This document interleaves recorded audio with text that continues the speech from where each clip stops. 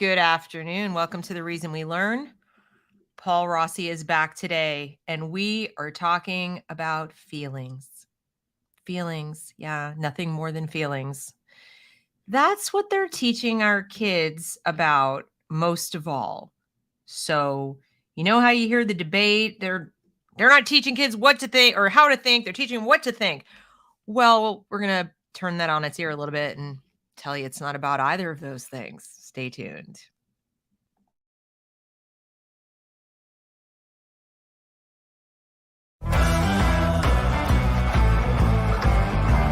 Hello, everyone. Welcome to The Reason We Learn. I'm your host, Deb Philman. At The Reason We Learn, we aspire to be part of the solution.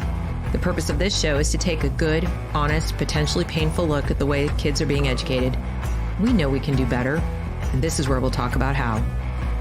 Let's learn something.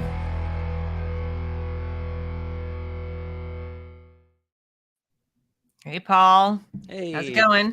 Good to see you again. Glad to be back on. Glad to have you here. So everybody who's joining us, thanks for being here. Do the thing, like, share, subscribe if you're not already a subscriber. But we're not going to have a big, long discussion about the housekeeping. We want to get into this topic.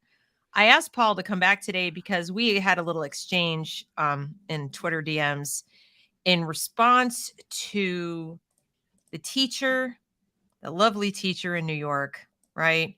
The one who was caught by Project Veritas talking about how she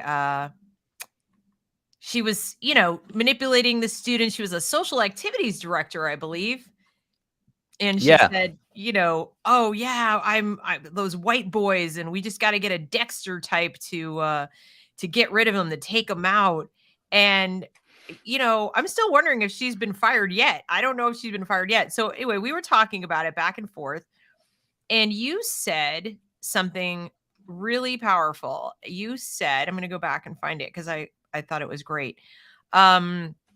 You said teachers, because somebody was arguing, somebody saying, they don't teach kids how to think anymore. They just teach kids what to think.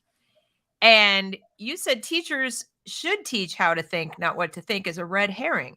Only the most ham-handed woke teachers actually teach students what to think.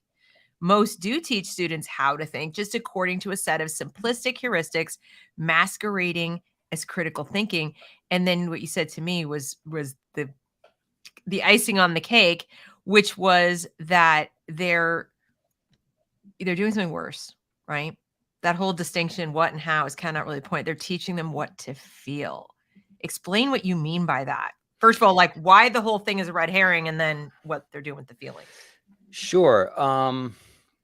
In a way, it turns on how people think about thinking. Some, in a way, it turns on people's own experiences in high school and what they consider actually thinking. I mean, I think I tried to get at it with the word heuristic, in that the framework is essentially has been identified by others better than myself. So, James Lindsay's talked about, Jordan Peterson's talked about it. You interpret the situation through the lens of oppressor oppressed, but and then you find who's going to play that role in whatever contextual situation or text or right. literature piece or whatever. And then you have a sort of a little bit of an index card or rule of thumb for how you can talk about this thing, but it's incredibly simplistic. And it's sort of like a filter, right? So it's a way of looking at the world, as they say, it's a lens, but there is some thinking involved. It's not so precisely cookie cutter, and they will reward the kids that are able to apply it in unique ways. I've said this before. So as long as you work within that framework, if you were to perhaps identify a power dynamic that no one has explored yet in the classroom, like you may get an A instead of like an A- or something. Right. If you can discover something that's problematic that maybe, no one else in the class notices, right? I mean, it's still the same template, but there is some creativity involved. But deeper than that, and getting to what I talked to you about, teaching kids how to feel, is that the way they instantiate this how to think is based on a platform of feeling. So Yeah. if you don't have an affective response to whoever in the situation is suffering, and you don't have this sort of glandular attachment to that party in whatever Right. situation or text you're dealing with, then it's difficult to make it stick as a how to think. So before they even get to this how to think, in the earlier grades or in the earlier process around what they teach kids around identity and how to think about others, social identity, and so on, it's very, very feeling based. It's based on empathy, and others have said, called it a weaponization of empathy. I think it's yes, ultimately that, but it starts from a more humble beginning and in a way a more dangerous beginning, in that you are very much steered away from logical, categorical thinking about what makes sense. Sure. And you're that what makes sense is replaced by what feels right, or what is ethically, emotionally appropriate. Right. And then so this is something that they get. I've seen training videos on it, and they are able to use that. We did it in my school around conversations, and where the rubber meets the road is when you have a group discussion or conversation. So when they say things like, we're going to respect other points of view, that's an intersectional meaning. It's something that says, well, if you say something that you think might offend someone, you should probably not say it. That's the actual application of those words. Right. And when I wrote the piece in April 2021 about what I went through, and it was like a last minute thing. We're trying to come up with a title, right? It's about to be published. Barry Weiss were like that. What are we gonna call it? Why don't we call it like indoctrination? Well, I refuse to stand by all my children are indoctrinated. My students are indoctrinated. I was never comfortable with indoctrination. I never thought that was the right word. I mean, I got into it a little bit in another tweet that I talked about. I wanted to find a word that captured that emotional component, the affective component of indoctrination, because I think when people hear indoctrination, not everyone, but a lot of people hear doctrine. So it's literally like you're standing in front of someone with a book in your hand, and the teacher is saying, you must state these principles, and the person is repeating it like a robot. That's not how it works. They'll put that in, to get to that, to make that stick. There is this very important, juicier limbic thing that's got to happen around feelings and how kids are trained to feel. And so I posted a poll about looking for a word and maybe a neologism that could capture that.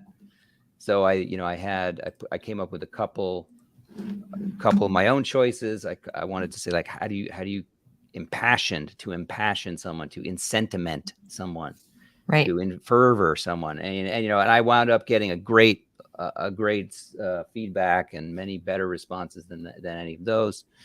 Emotivate was one that was Emotivate. Oh, that's great. great. Yeah. So I was like, love that. But then someone else had empathologize, which I thought was great. Empathologize. Oh my God, that's fantastic. Yeah, it captures the pathology and the empath and sticks together in this way. And so I was like, that's my favorite, empathologize. But I had to give a runner up to Benjamin Boyce for the phrase pity whipped, because I thought that was pretty good.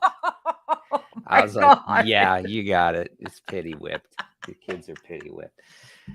So anything that doesn't align with that platform of empathy is really cut out of the conversation. You're carved away, and you are sort of filtered out and alienated as being,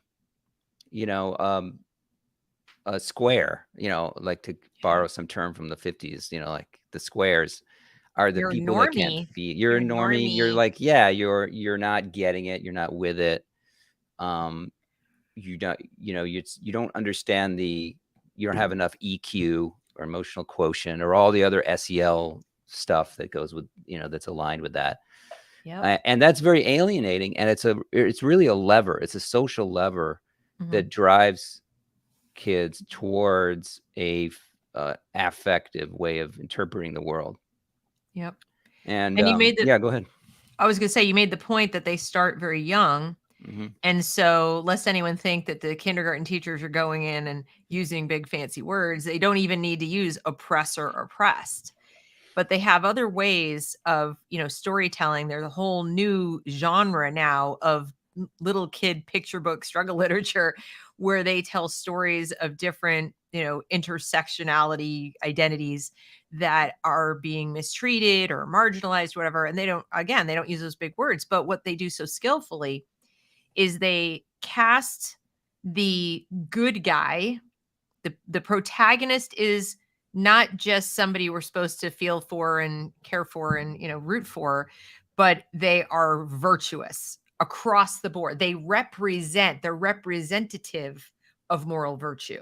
Their entire identity is representative. So it's subtle, but what they want the kids to see is people like this equal virtue. People like this equal the devil. And a case in point is a book I wrote about for Wrong Speak, where it was not my idea about how it's a raw deal to be white. This book is in about 27 different kindergartens in the United States. Last count, I'm sure it's more. Librarians read it online. So they're not ashamed of it. They picture the devil actually reading the contract of being white. And the message is crystal clear. When, white is lack of virtue, bad, original sin kind of concept, and not white is virtue. And when you do that at a very young age, then all the child has to do, and you do it with all the identities, all the child has to do, and it's a easy, like you said, it's a heuristic. They go, person is, the role of oppressor in this scenario is being played by, the white male or whatever, and the white cisgendered blah blah blah male, and they don't even have to have the vocab. They just have to look. They just have to know a few factoids. What are your pronouns? I don't use pronouns. Check. So, and once you give children whose job is survival, right? They grab onto heuristics like you drink water in the desert. That's what we do, especially in a somewhat hostile feeling environment like a school. You give them these simple, easy answers to complex problems of who's the good guy and who's the bad guy at a time when that's how their brain is oriented anyway. Like their hierarchy of morality is very much consequence based. Like who has bad things happen to them, who has good things happen to them. Okay, those are the good guys and the bad guys. And then you just reinforce that. You just keep telling stories with those kind of protagonists and those kinds of antagonists. You just keep setting up scenarios, even in math class. Set up a scenario of how many times someone was stopped by the police, bad guy, good guy, and so on. So the lens, it's also not like they're going, here you go, children, put on your critical theory lenses. It's in everything they do. They're teaching in the lens. They're wearing it like a bodysuit.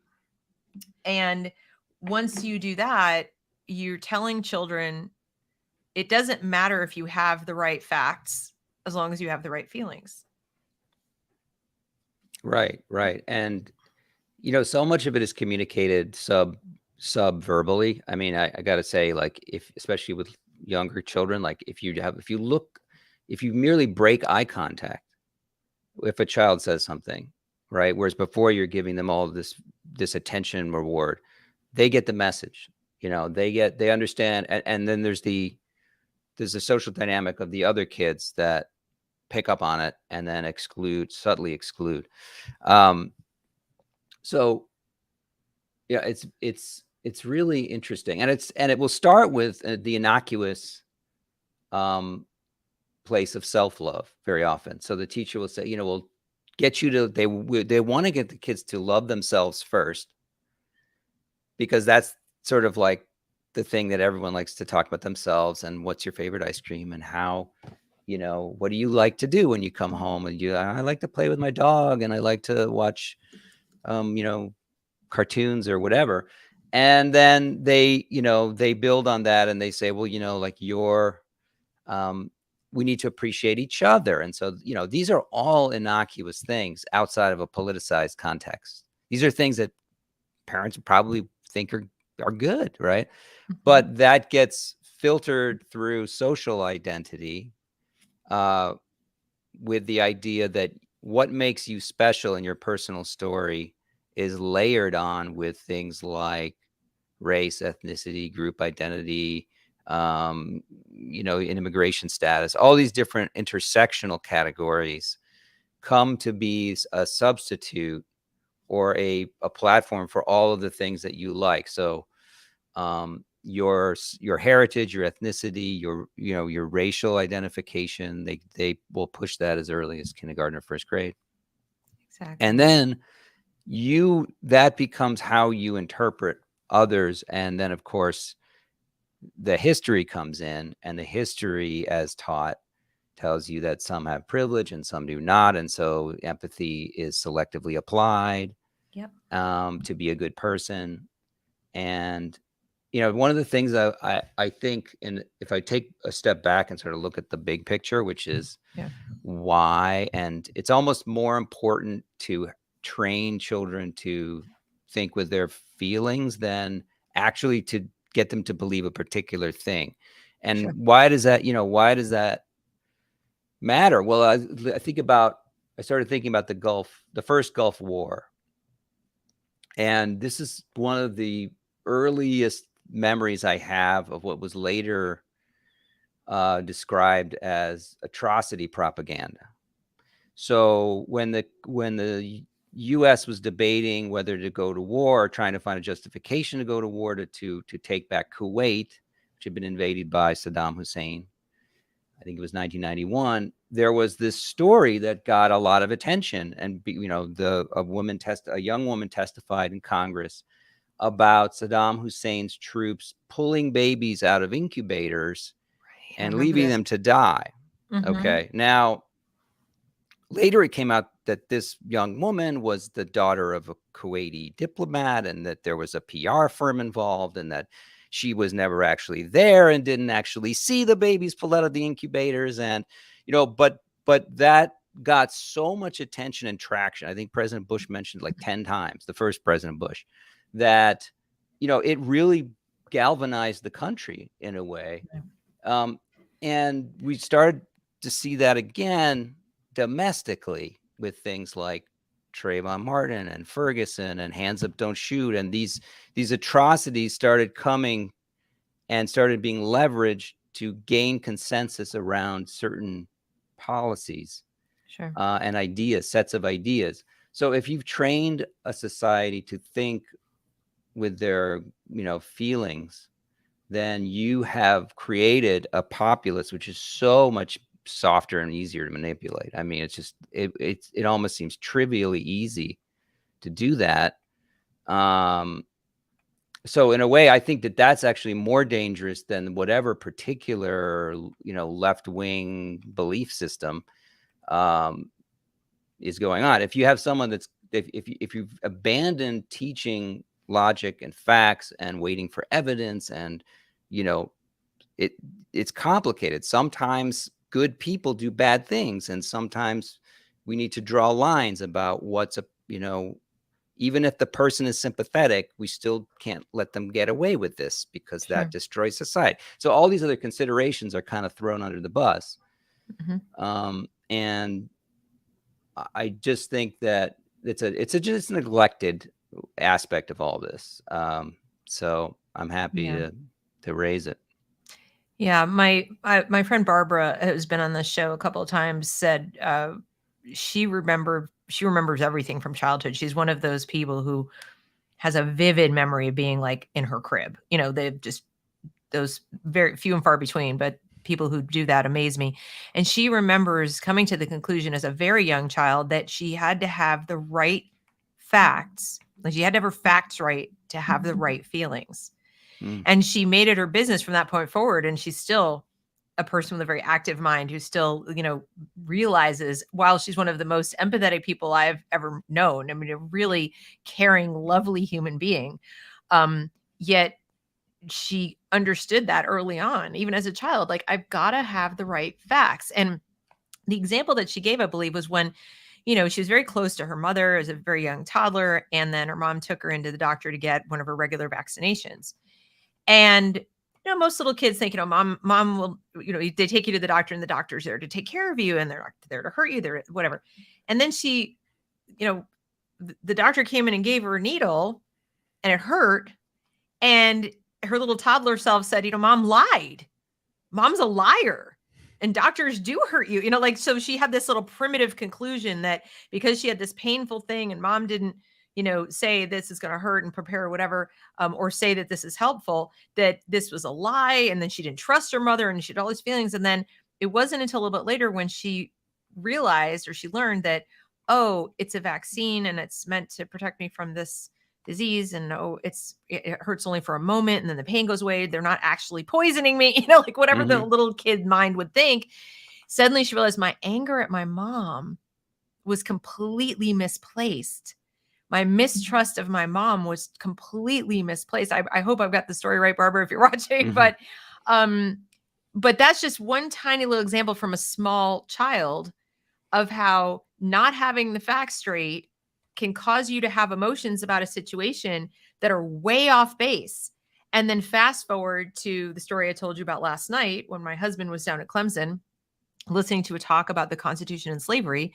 And a young woman stood up and asked, well, if there's an oppressor-oppressed dynamic in play, do the facts really matter? Like, with a straight face, a college student is telling is asking this question based on what she's probably been taught. It's not a bad question to ask. I mean, it may be sort of the beginning of wisdom in that does it matter? Well, let's talk about whether it matters. Like, that's, if it was asked in a non-rhetorical way, it's actually could be a good question. I don't know. But no, that it really is. You just remind me of another story. Like, when I was in college as an undergrad, I was very left wing, was very caught up in postmodernism and sort of this entire oppressor way of looking at the world. And I was very righteous, and I grew up in the town where I went to school, even though I was living off campus. And every week I would come back home to have Sunday dinner with my family. And these were usually opportunities for me to berate my loving parents about how unfeeling and how, bourgeois they were. And, they really appreciated it. Let me tell you. Anyway, I drove my mother crazy. I drove my father crazy. My father is a retired law professor. He was a law professor at the time. And he would just, carve me up and I wouldn't even realize it. That's how, because I was very much caught up in the righteousness and slogans and so on. But I remember one time I took a walk with them through the neighborhood. And I really was just puzzled by him. I remember just being like, why don't you get it? Don't you understand that these people have been oppressed and that they need, don't you care? And he kind of stopped and he looked at me and said, no. I like your dad. And I said, well, why? Like, I was I was like flummoxed. I was like, how is this how could you be a human being? And he said, I care about you, and I care about your mother, and I care about your brothers and our cousins and my, and that's about it. And I was like, and the reason why you're here is because I care about you. And the reason why you are who you are is because I tried to create the conditions where you could be who you are. And I don't have the bandwidth. He didn't say bandwidth, but he, basically that's my way of caring. And, and I just kind of didn't really make an impression on me. I continued to grumble. And I said, well, I actually thought that was selfish and, didn't have the bigger picture in mind or whatever it was. And later I remember thinking about that and thinking, well, yeah, I mean, of course, like, Right. why is it a sin, according to today's rule, to draw a boundary around your empathy, right? Like, why is Exactly. that? And so I'm thinking, like, how would a parent or a teacher try to get a child who has been raised in this sort of limitless empathy kind of mindset, that there's no limiting principle to empathy? How do you ask questions that will put back in place healthy boundaries around empathy, not just in interpersonal relationships, but in an understanding of the world? Right. Because in this framework of empathy is king and the coin of the realm, there is no, if you don't have a global consciousness for all the suffering in the world, well, then you're just an asshole. I mean, like, that's the way they, pardon my But French, it's that's, so lazy, Paul. I yeah, mean, I know. there was I'm sure you've heard the story about a professor who was teaching his students about the abolitionists and slavery and whatever. And he, as one of his first assignments, he said, okay, if you were alive then, what would you have been? Would you, would you have been a slave owner, or would you have been the whole class would have been abolitionists? 100%. Oh yeah, They'd all be abolitionists.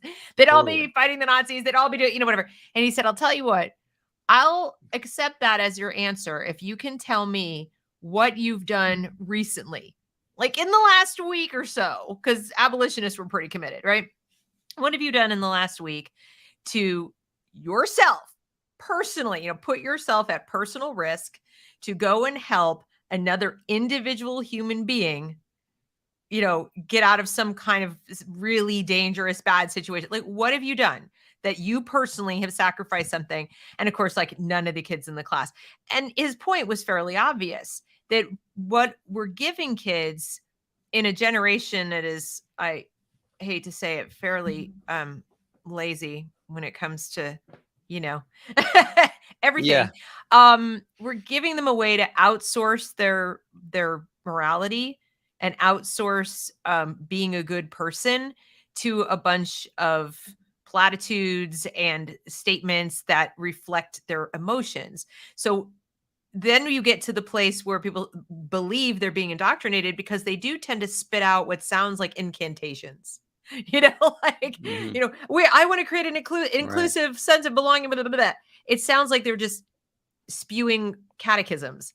And but that's how they let you know the lesson was well learned, that good people feel these feelings. They demonstrate that they feel these feelings by uttering the incantations, but it's the feelings that are most important. There's no doings that really go with that. And I know there are people who go out and protest and yell and scream, whatever, but they're still in the minority of most people. And they're just the ones, in my opinion, that are, taking their feelings into action, but it's still motivated purely by emotion. That was not the case for the abolitionists. The abolitionists, I'm sure, had very strong feelings against slavery, but I've read some of their writings. If you read what they write, like, they also had philosophical underpinnings to what they were saying and what they were doing. This feels like a very advanced form of cosplay to me. Yeah, and I think, the protest is merely like an orgy of that thing that you said was lazy. It's just a more active way to just reflect back to yourself in a kind of collective hysteria, Right. because they don't, I think maybe they had their moment in political culture in the United States, but the idea that, like, a bunch of people yelling in the street is going to create a spectacle that anyone who doesn't already believe that cares about, no. Exactly. It's part of the moral identity of the self, and the way that your moral identity is like the temple that you worship at, and you go into there, and by making the incantations, you can feel good, and you've reaffirmed your goodness. Right. Which you kind of have to do that to some degree. There's no way to totally be egoless about your morality. Yeah. I think everyone has to have some kind of way to reassure themselves. But yeah, the more divorced from deeds that is, the the emptier it is. Yeah, it is. And I think it actually, the more divorced from deeds it is, and the more it's grounded solely in emotion. And I think the emotion that's paramount here is, how do I feel about me? Do Not you how do I remember? feel about Yeah. anybody else. It's like, how do am I a good person? Okay. You know, like Do they you need to feel that. Do you remember in 2016 there was when Hillary Clinton was campaigning, she went to like various places and she was kind of ambushed by some Black Lives Matter protesters behind stage before she was going to go on. And I saw I a don't video of this. remember. It was really interesting. And Okay. they kind of surrounded her and they were like, well, and she was like, well, what policies do you have in mind? And what would you want me to do? And they were like, we just want to know that you feel, we just want to know that you have, that you share like, and so she was like, well, look, to her credit, she was kind of like, well, that's nice, but like, I don't really operate in that sphere. Like she kind of Yeah. just didn't, and you just saw this tremendous disconnect between, like a kind of person that's focused on the real world of things, even if it's a sham, for her. Yeah. At least there was the appearance of, I want maybe to a pretend to cynics. care about Right. healthcare. I don't Yeah, want to right. So pretend to like, care about race. so you have these mutual, this incommensurability between like this new generation's idea of what things are, and then, Right. and so, Exactly. yeah. And I just, I want to find practical ways to, yeah. My mother would tell me, at these Sunday dinners, she'd be like, why aren't you doing Habitat for Humanity? Why aren't you out at the food kitchen? Why aren't you giving, why aren't you doing? And I think one of the reasons why doing got undermined, was that it was never enough, or there was problematic, or there was always an excuse, a ready Right. critical theory excuse to explain why doing the thing which doesn't actually lead to a revolution, the thing which actually helps real people, Yeah. is not good enough. You're You know, upholding the system you're of upholding oppression, this. So Paul. unless you dismantle the system, me giving someone a hot meal is just like helping that person cope with a flawed system. So, Yep. why would I feed that person? Really? It doesn't do anything in the long Well, run. they'll Yeah. also come right out and tell you that unless you're helping other people become as critically conscious as you are, you're helping no one. You're just prolonging their oppression. That, like, as you say, giving them food and doing these things. So they're actually nihilists. They're at best they're deconstructivists. I don't know what you would call them, but they don't really believe in anything other than the destruction of everything, and have this completely bizarre belief that utopia will rise up out of the ashes. Like, it will just come to be. Even if there's Yeah. a layer of totalitarianism in between, that will just fall away, and all the good communists will just like come rising up. And so even when you point out to them all the times in history, like, well, that didn't happen, and that didn't happen, and that didn't happen, and that didn't happen, and that didn't happen. And they'll say, then you get it was done wrong. The capitalists got in the way. People started feeding people, like we didn't kill enough of the bad people. I mean, there's so many excuses. And what I think is frightening to parents is, it was one thing when it was adults. So whether you have the Bolshevik revolution, or even in Nazi Germany initially, the brown shirts and so forth, that's bad enough. But now, as somebody pointed out in the chat, they are using military type tactics. Let's see where the comment was. It was somewhere in here, where they're using the similar kind of tactics to get kids to hate their parents. Yeah, Just an Average Man says, what bothers me about most of this is the government is using military psychological warfare tactics to turn kids against their parents, then calls the parents DVEs. Oh, domestic violent extremists. Is that right? Something like that? Or I'm guessing. I don't know. But we've seen that, right? We've seen that with some of the SEL lessons. We've seen them, question their reality. telling the child, like, you can tell me things even if your parents might not like it. So the kid may never have thought about whether mom and dad would like their opinions, but the teacher has already put doubt in their mind. You can always come to me and tell me anything, even things you don't want to tell your parents.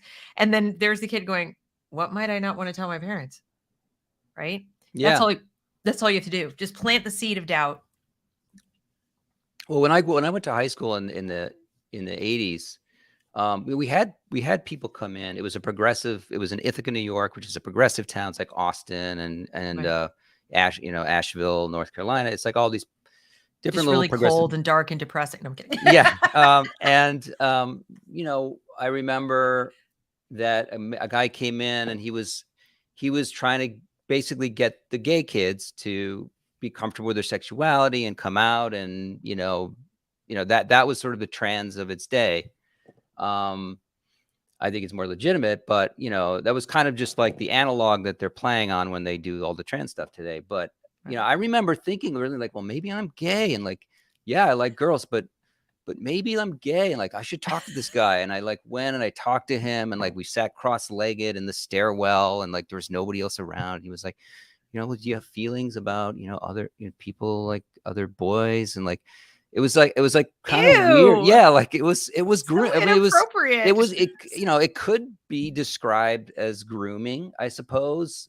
I don't think he wasn't aggressive about it. I think it could have been done for the best of motives. I don't know, but like I remember I went through this thing because of it where I questioned, and I told my brother maybe I'm gay. He was like, "You're not gay. Like, what the hell?" Yeah. And I just kind of, but I kind of wanted to be gay, because if you were gay, then you were special. So I Right. did feel, because it was sort of, I didn't have to encounter any homophobia directly, but I felt like, I'm looking for an identity. I was, a freshman, sophomore in high school, 9th grade, 10th grade. And, I was kind of confused about a lot of things. And so it's kind of like there's this offering which can give you clarity and give you definition and Yeah. can solve a lot of problems, which are psychological or personal or all the things that kids are dealing with. And it's very attractive. Mm-hmm. And it's interesting. I kind of forgot why I mentioned it. Well, But I mean, it's just you're pointing out that you don't have to be I think a lot of people mistakenly assume that these kids who fall prey to this are either, intellectually challenged, or they come from bad homes where their parents aren't countering it with anything, and they're, just kind of left to flounder, and the teachers are coming in and taking over and whatever. And the reality is that this can affect any person, and any person. And sometimes the people you least expect are the strongest pushing back against it. I mean, I had the opposite upbringing in the sense that I grew up in a very chaotic household. My mom left. I couldn't really count on much of anything. My dad wasn't home for dinner. I did get some great values instruction on the side here and there from him on occasion, and I got some great stuff from my grandfather. But as far as daily life went, it was just so unstructured and chaotic. And I had lots of insecurities and lots of issues. I definitely was a tomboy hardcore. Like, they might have tried to trans me but somehow, in a weird way, that made me more cynical and skeptical about adults and people in authority. To me, adults couldn't find their way out of a paper bag with a flashlight and a map. I thought they were, I had examples of adults in my own life who were like not getting it done, So I wasn't the one who would defer to adults because they were adults. I'm like, you people can't get out of your own way, so I'm not sure I should trust you. yeah. And I've heard other stories like that where, some of these teachers, they're going, oh, there's kids and they're traumatized and this and that. Like, and some of them may need extra help, but some of them may be like, I'm on to you. And I know, right? So I sometimes wonder and I've spoken to some teenagers who told me that this is actually the case, at least in their friend group. If there are kids who are going along with this because it's easy, if the adults are going to hand you a recipe for how to get an A, how to be in the in crowd, how to be approved of, how to be thought of as a good person without breaking a sweat. Like, have to even think. You don't have to do anything. Just utter the words, the incantations, show up at the protest, paint the sign, wear the mask, do whatever you have to do, and just get through the day. And I do think for some of them, the fake it till they make it sticks. It becomes their identity. They don't know how to back out of it. They're like, ooh, I was playing along to play along, and now like all my friends and everybody I know is in this group, and I don't have any other friends. And then I think for others, it's a complete gag. And the tragedy, of course, is that no matter which group they're in, if they're in the, like I'm just playing along, or the like, I totally believe this, they're not getting an education. So, Yeah, worst either way. case, they're becoming cannon fodder. Best case, they're just empty. They have not, there's nothing. They're walking around on quicksand. I think if I'm thinking about what's best for every society, I think the greatest damage is done to the kids that really are sincere and they want to make sense of these things, and it doesn't make sense, but they feel really deeply that their own subject position in this game is they feel a real responsibility, and you want a child to feel responsibility. You want them to take it seriously. I remember one of my students once said, like, I made a joke or something, and they were like, "Oh yeah, life is just a game." And I just stopped, and I was like, "No, like it is not a game." Like that's like the worst thing you could say is just this kind of breezy, like, oh, like you want them to take it seriously. But the problem is when you have a culture based on lies and lying, then those kids are the ones that just can really go south fast because Yes. they can't handle the lies.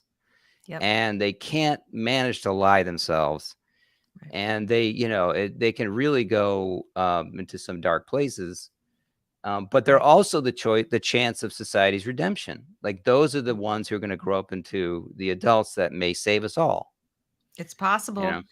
I mean, but I think we definitely, as adults who recognize this is what's going on, that our kids are being taught what to feel, have to make an extra effort to stop throwing around terms like critical thinking. We need our kids to learn critical thinking. Oh, first of all, they've bastardized that term, so critical thinking doesn't even mean what what people think it means.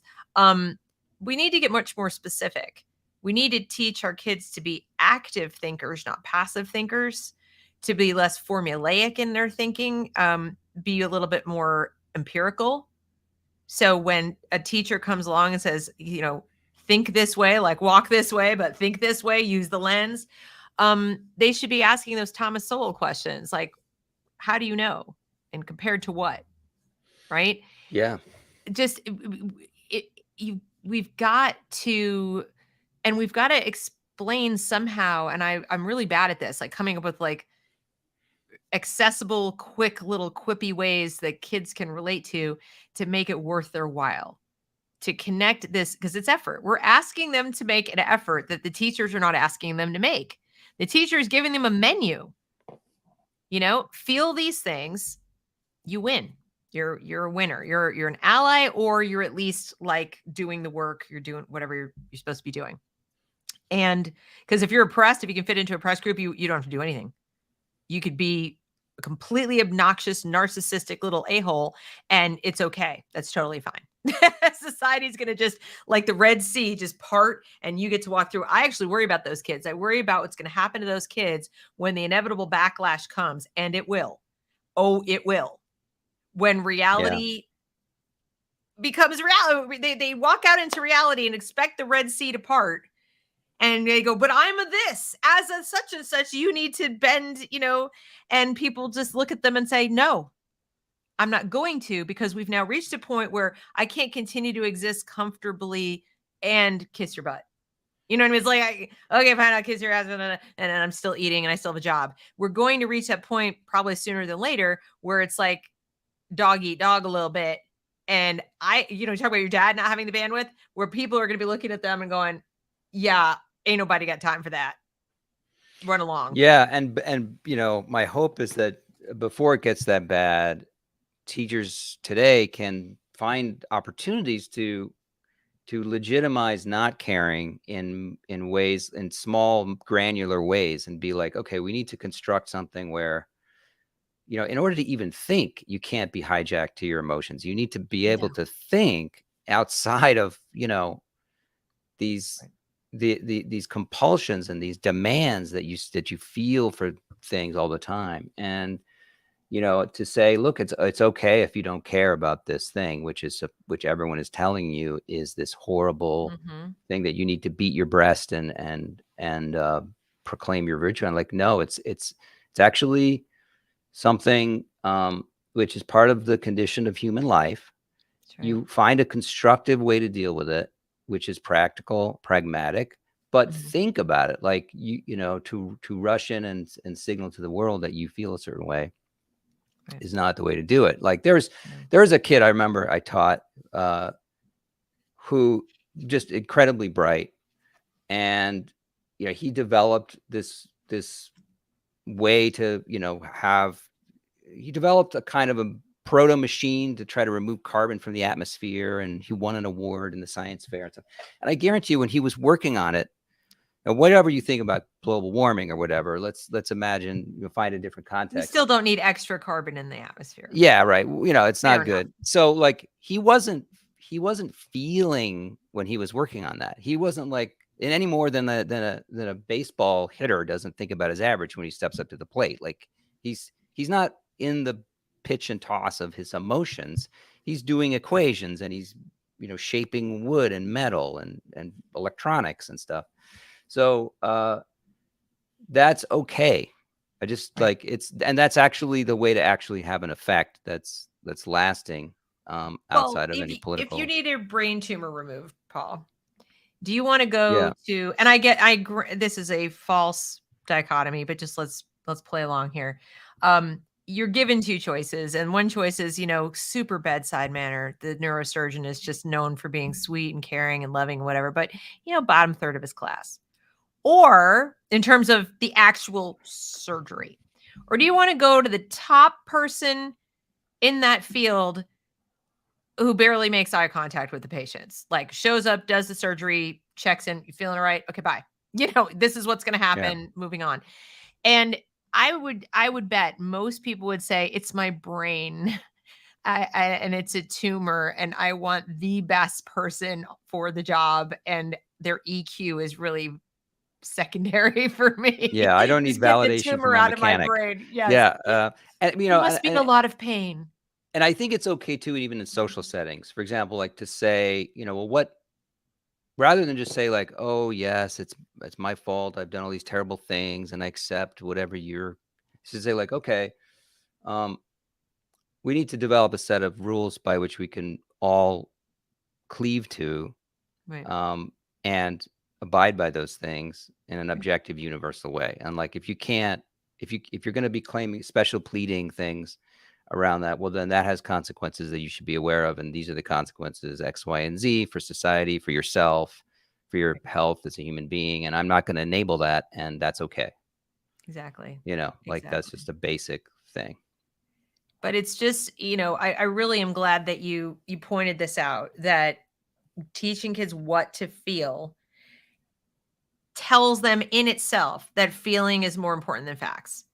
You don't have to explicitly say that. I think a lot of people get confused. Like, what teacher would tell a student that feelings are more important than facts? You don't have to tell.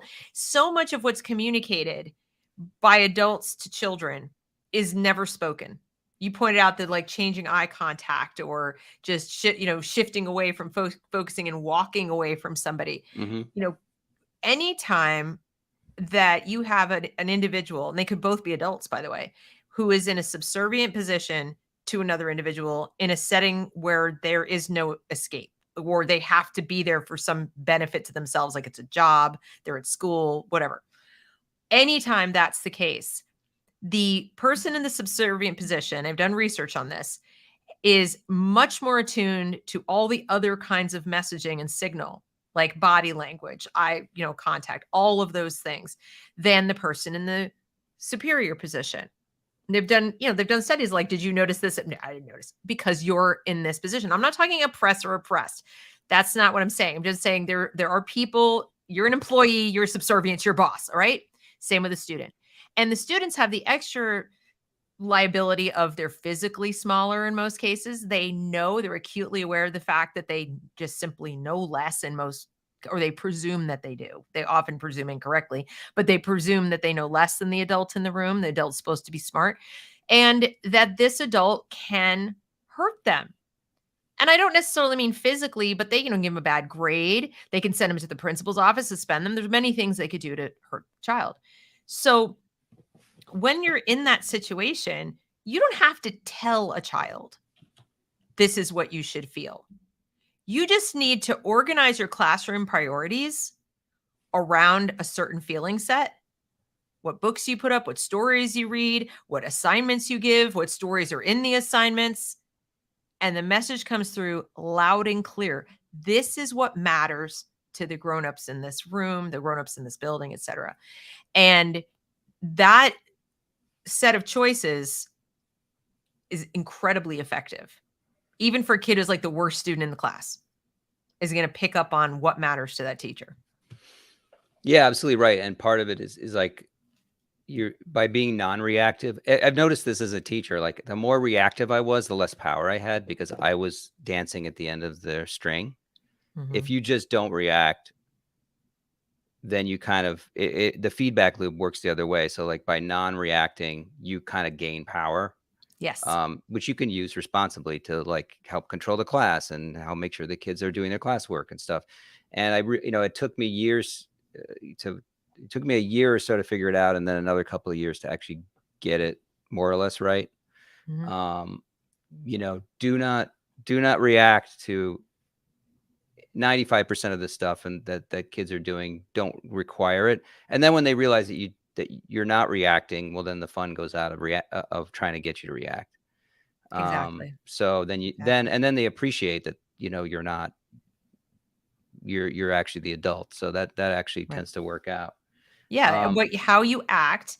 And then you're also telling kids what is and is not up for discussion. By what you cover in the class, what you talk about, what you put on the walls, whatever. The students assume those are facts. I would love to do an experiment, Paul. I mean, if I had the opportunity to be a teacher in a classroom, I would love to do an experiment where I could bedeck the room with posters and sayings, whatever things I don't believe, that I actually think are wrong, or that are factually wrong.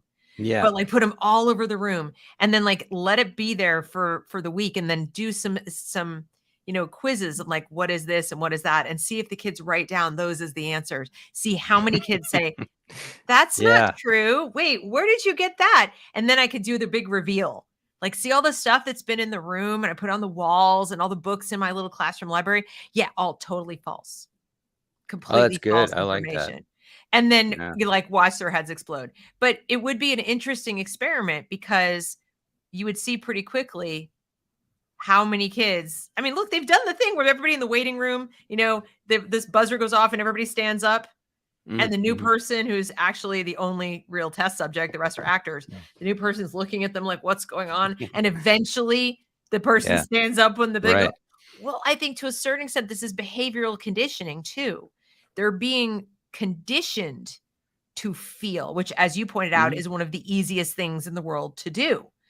And so a lot harder than teaching people to be, inquisitive and skeptical and all those sort of things.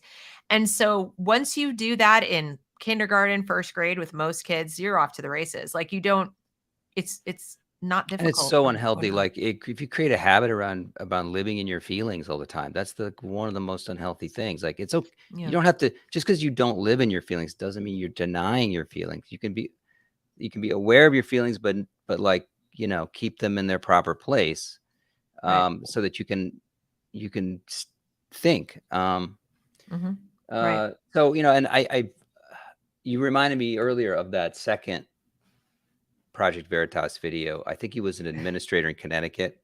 Yeah. Where he's revealing how he gets the kids to believe certain political positions that align with the Democratic Party. So, he'll say, about the Dobbs ruling. You know, he says, well, we don't tell them explicitly what to think.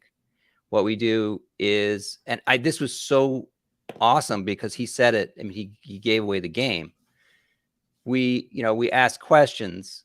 For example, we might say, well, does the majority in this country agree that Roe versus Wade should be overturned? They're like, well, let's look it up. Let's Google it. And then you look it up and like, no, 80% of the country or 70% thinks that it should stay. Right. Well, do you think it's good to go against what most people think? Do you think that and be like, do you think that's the right thing to do? If it, and then the kids are like, no, of course, I think that's a good thing. We should do what we should democratic because it's democratic. Right. And then let's go read the lottery for comparison. So right. So exactly. So all of these things are divorced from principle, and your feelings kind of have no memory. It's difficult because they have no memory of each other. Let me put it that way. Like when you're in your feelings, you only feel that thing. And that thing is it's got like an elevator straight to your higher circuits. And so like, oh yeah, democracy is good. And, think about all the people and their needs and everything. But then, you could make, like you said, you could talk about the lottery, or you could simply say like, okay, well, what about interracial marriage? When that decision was made by the Supreme Court, 80% of the people in the country were against interracial marriage. Like, right. And a responsible teacher would present both and say, right. Okay, how do we determine when majority is good and when it's not always good, right? How do we right. judge that? And then you can have a real debate. Because I mean, why should, these kids were like, yeah, the majority of people, democracy, it's so great. And it's like, unless you're in the minority. Right. And, and then of course you have to start thinking, it was like, if something is a right, if you think something is a right, why would you even want to put it to the mob in the first place? Like, why would you want that as one of your options? It's either a right or it's not a right. When it's a right, an inalienable right, that shouldn't be up for discussion by the mob at all. That's the whole point. That's why it's an inalienable right. So you don't get, 99% of people don't want you to have that right. Too bad. It's still mine, Yeah. And that's something they absolutely are not teaching. And I see it all the time in the students I tutor. I tutor a couple of kids who go to one of the most woke private schools in Atlanta. They've actually worked woke into the name, the people who make fun of it. And I know what you're talking about. You know which one I'm talking about, Wokeminster. I know people there, yeah. Mm-hmm. And so my student tells me that the students have been put into affinity groups. It's not like, here, it's optional, you can join this, so that's bad enough. But they've been placed in affinity groups. And so I couldn't help myself. I'm going to get fired from this gig, but I couldn't help myself. I said to this 11-year-old child, I said, do you know what the word affinity means? And he said, no. And I thought to myself, like, why would you have kids be in something called an affinity group and you didn't even tell them what affinity means? So then we looked it up together, and it's this, kindred spirit, shared whatever. I said, do you feel like you have some kindred, similar things with the other kids in your school because they're Asian? He's like, no. And I said, well, your school thinks you do. I was like, your teachers say you do. And so I said, do you think, so is your best friend in your affinity group? And he said, no. And I said, do you think that's a problem? Maybe, so like we started, talking through like, what does affinity mean? And do you think affinity groups make sense? And what do you think is the point of them? I said, let me ask you a question. Is there an affinity group for white people? And he said, no, there isn't one. He goes, well, there's the gay, straight, whatever, there's the LGBT group, and there's a lot of white people in there. And he said, oh, there's the anti-racist club. They're all white. It's like they're all white. And I said, oh yeah, well, they would be, wouldn't they? So then, we got with the conversation kind of wound around, and what got it started was the poor kid had an assignment called like the problem with the single story. Oh yeah. Telling the single, you know that one, right? And so I said, did they define story for you? No. Did they define group? Because it's a single story about group. Did they define what a group is? And what are the parameters that make something a group that you would be telling a single story about? Are we talking about small single story, big single story? And then I said, for example, there's that single story about, white people. Like, again, so I kind of like kept throwing it out Yeah, at him. that's great. Yeah. And Socratic he method. kept laughing. And I said, no, for real. I said, for real. Like, have you heard lots of different nuance about people in the South in the, the 17th, 18th century? And sorry, 18th and 19th century. And he was like, no, it just, they're slaves, bad, Southern, I was like, might that be like a single story? I said, I'm not defending slavery. I'm simply saying that understanding the reasons that individuals behaved in the ways that they did is a little bit more complicated than they're evil. They're bad, they're white, like, there you go, there's your answer. And I said, and you also have, that's a big single story, a big one where you can miss a lot of parts of it. There are also small ones. And we talked about, you go to a mechanic and the mechanic says they're going to fix your car and you pay them a bunch of money and the car's not fixed.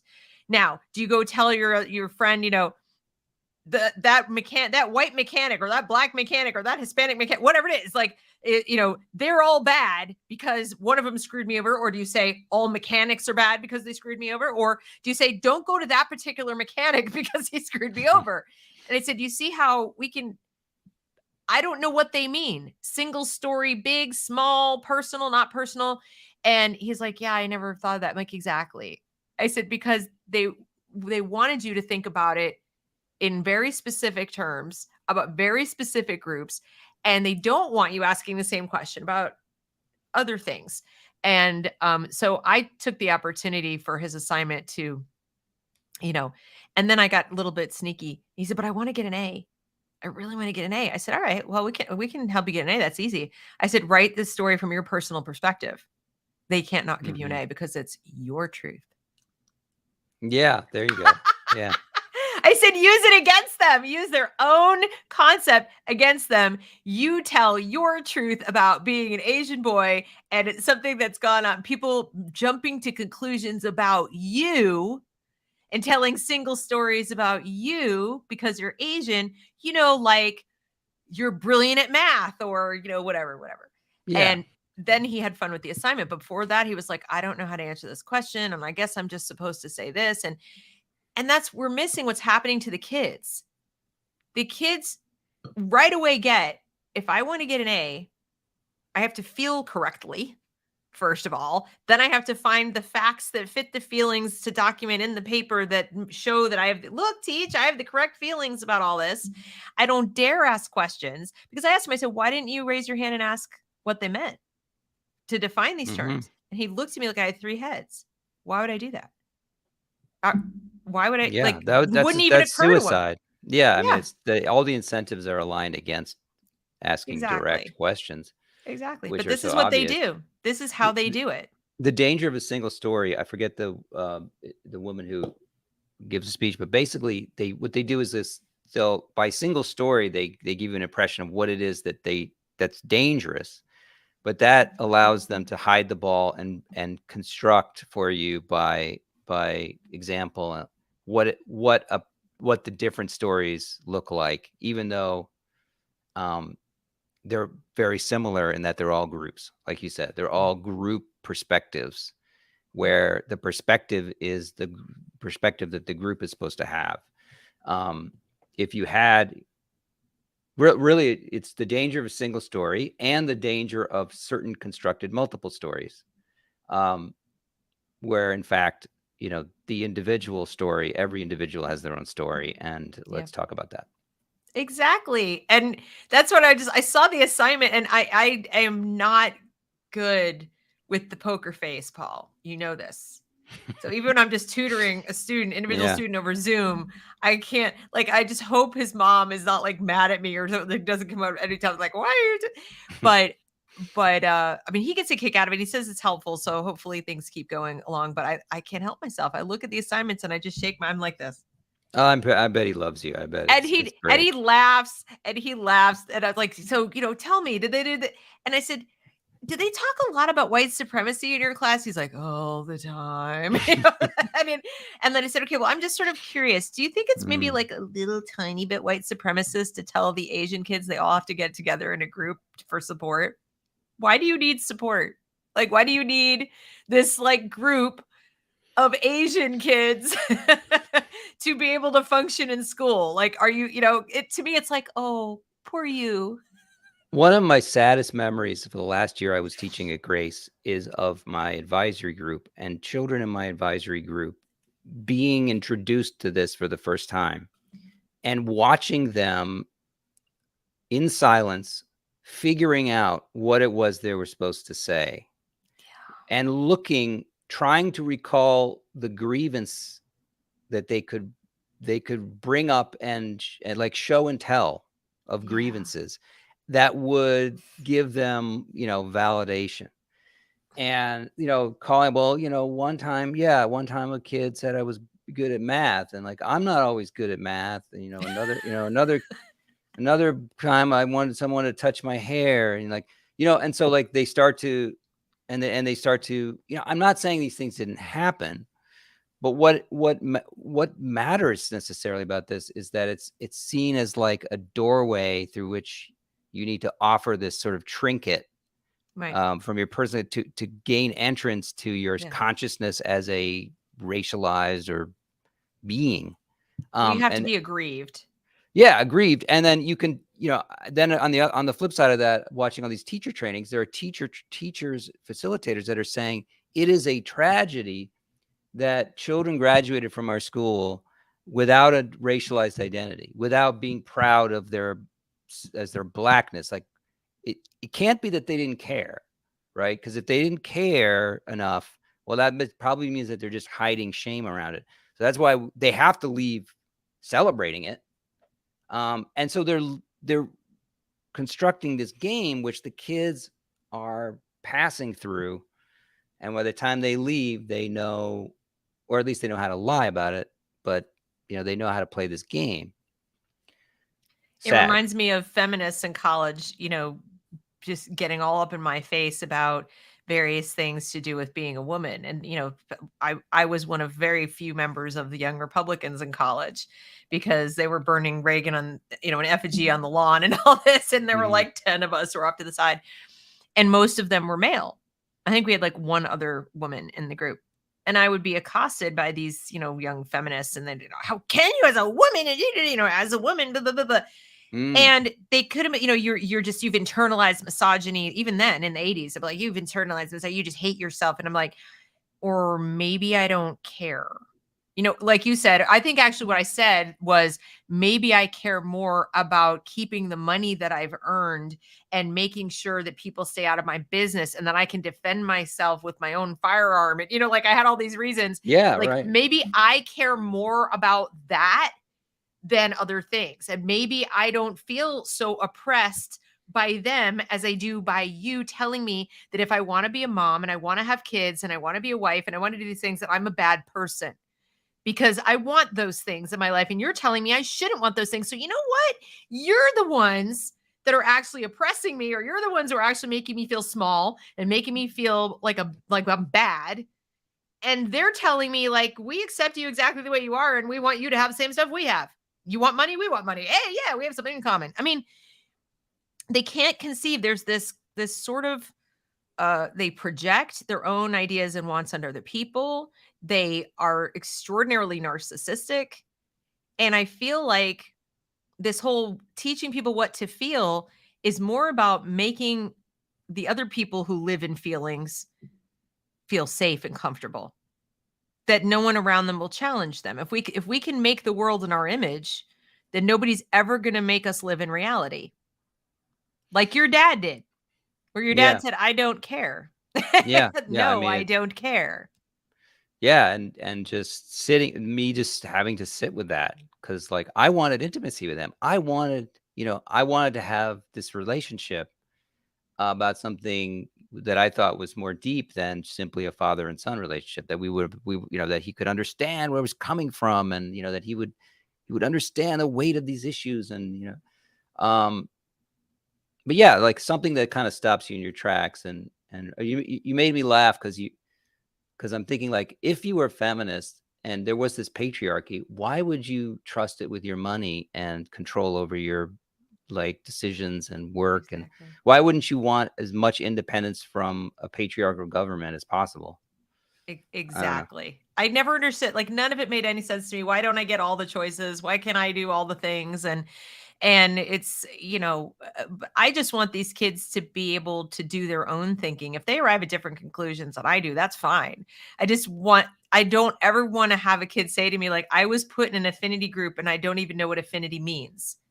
Like, that was a watershed moment for me in my The history, recent yeah. life. And the history of affinity groups is in this country are fascinating. Like where they came from, they actually came from like political cadres in South America where they were doing, really radical stuff, and that got transplanted into this country. So It's a mess. But yeah. so to finish up, what do you recommend to, like, parents who might be listening, as a former teacher, what do you recommend to them to do? I mean, other than just, get the kids out, uh, Yeah. Yeah. to kind of counterbalance this. Ask open-ended questions. Like I spent a lot of time just thinking of like the precise open-ended question, not an either or question, but like how much, to what extent, when, and what, and under what conditions and what cases. So if they come at you with something like, this is a thing that is always true, and Mhm. this is what they told us, and whatever. Okay. Like, so it'd be like, under what conditions is diversity not good? What is diversity always good? Is it not? When is it not good? Or when is this thing that which is presented as this unmitigated greatness, this Right. principle? When, and can you think of one? Just, ask a creative question, like, and maybe like you have to ask yourself that question, like, well, maybe if people in the group don't always get along, well, then maybe it's hard to function. Or maybe, Right. if people are coming from different places, it's not always a strength or something, well, that might, and you're not going to get an answer. Like, don't ask for an answer right away, and don't push your luck, and don't try to tell them. Just leave them with that question and just say, well, think about it. I'll think about it too. I'm your parent. I think about these things. Let's think about Right. it together.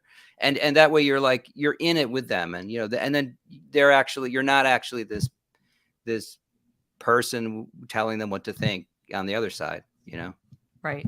I also like to challenge kids about word meanings. I'm a big fan of That's defining good. terms. And so when kids are throwing words at me like, well, you need to know, blah, blah, and I'm just like, what does that word mean to you? Mm-hmm.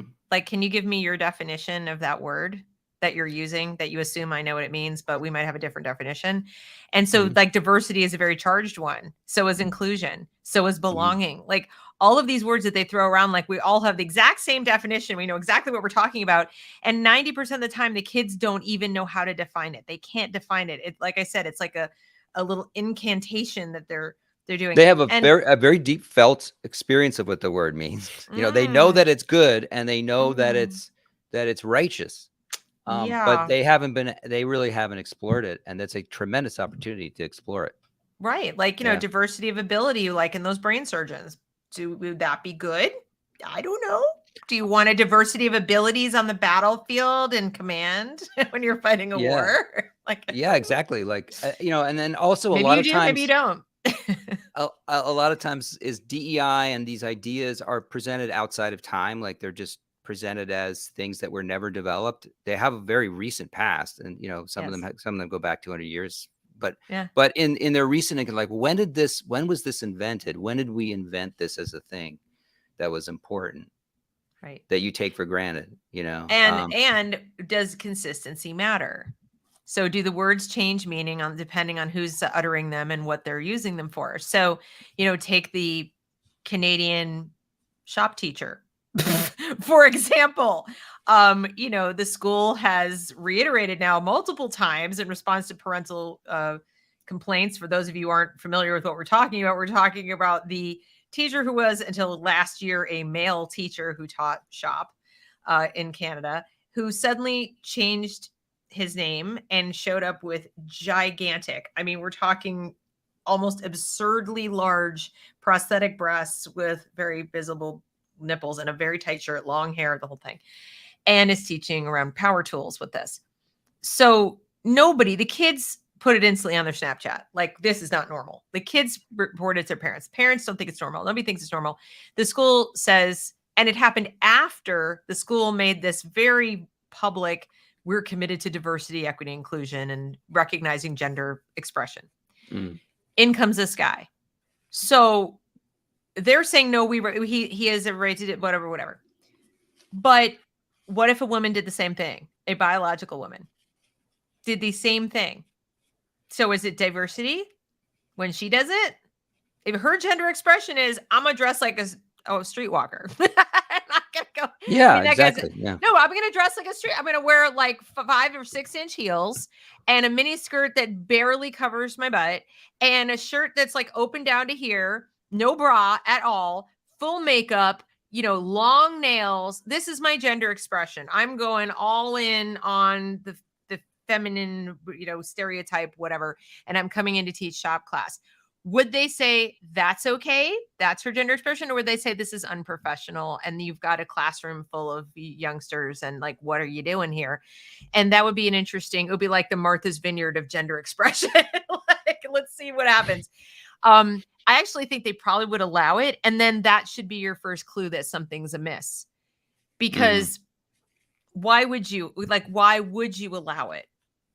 This whole we accept everything means you reject nothing. That means there's no limit. There's no limit at all. Then the next day they'll come in and say, my gender expression is naked. My gender expression is I feel my most feminine with no clothes on whatsoever. Clothing is oppressive. I'm coming to school nude. And what's the rational argument against that at that point? No, I imagine like if I objected, they would say I was slut shaming, or it would be my fault because I would be sexualizing a naked body, right? So like, how dare I sexualize a naked body? Well, exactly. So what we're running into now with a lot of these things that they're trying, I don't think they're succeeding all the way, but they're trying to teach our kids not only to feel certain things, but to have no feelings in terms of self-protective boundary feelings, those gut instincts that go, uh-oh, like this person is kind of touched, to have none of those. Like you have so many feelings for others that you have none for yourself. Yeah, it's fragility. It's basically if you don't accept this, well, it's your fragility. And I was just thinking about what if it was a woman who started thinking they were a man and wore like a kind of a cucumber in her pants, and as opposed to a man doing that. Right. So like same problem. You would, because the gender expression is trying to make sense of what doesn't make sense, because the gender expression is tied to the person's identity as an oppressed figure. Yeah. Therefore it's legitimate. I think that's actually the subtext. True. So that if you are cis and you do it, well, then it's not good because you're just sexualizing yourself and that's uncomfortable. But if you're trans and you do it, well, then, it's protected. It's kind of like your protected speech around your thing. Except what we're also teaching the kids is that if you want to go out in public and push the boundaries of decency and push other people's boundaries to make them uncomfortable, do things that would not be okay if you did them as yourself, simply put on a costume and go do it and it's fine. So that's another lesson that we're teaching in this whole, like, here's how to feel. It's like, don't have any feelings about the behavior of others that is negative, that are negative. You're not allowed to do that. And so it's kind of weird. We're like encouraging narcissism and self-sacrifice at the same time. It's very strange. And I think you're just going to end up with two groups of people. You're going to end up with malignant narcissists and self-sacrificing, sheep. And I think that might even be part of the goal, but that's a whole other show. So I think folks, the message here is just make sure that you tune in. If you have school age kids, make sure you tune into what they think about things and if they're actually thinking or feeling. And if they are, as Paul says, throw some open-ended questions their way and try to get them back into the actual thinking realm. And next time you're on social media and you hear somebody say or see somebody say, they're teaching kids what to think, not how to think. remember, that's not exactly true. They are teaching them how to think using a specific thinking style, using heuristics that lead them to feel and not to conclude anything based on reality. So, did I get it right? I think so. Yeah. Yeah. Okay. All right. Well, anything else you want to say before we check out here today? I just want to say I'm holding out hope that this shop teacher with the massive falsies is actually trolling. If it is a troll, I will be I'm in like, awe. exactly, like it is. If it's it a would troll, be, it's the best troll so ever. But I kind of just wishful thinking. I'm just gonna put it out there. It Maybe I'll really start would be. taking But I mean, bets on it. that's a lot to take on. That's a lot to Yeah, take but on. I mean, there are protections for the person in the workplace. Like it could be like a Mr. Garrison thing on South Park. There's just please, please God.